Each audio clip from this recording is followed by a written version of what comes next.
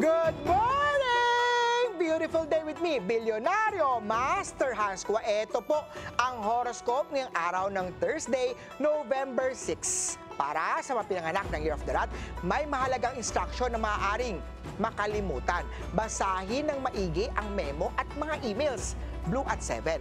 Ox naman tayo kung paulit-ulit ang issue. Baka kailangan ng pag-usapan kesa pakyut lang ang lambing. Red at 4. Kay Tiger naman tayo masakit ang batok. Mag-stretch at mag-massage. Magpunta rin kay Doc ha. Gray at 9.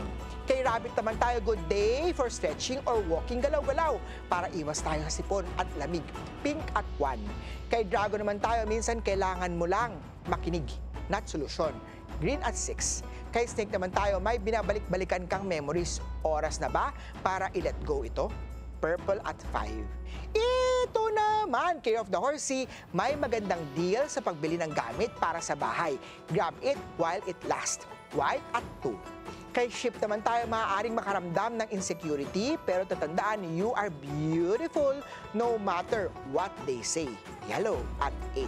Kay Year of the Monkey naman tayo, may darating na katanungan kung kailangan mo bang sagutin ng may kumpiyansa ito. Gold at 6.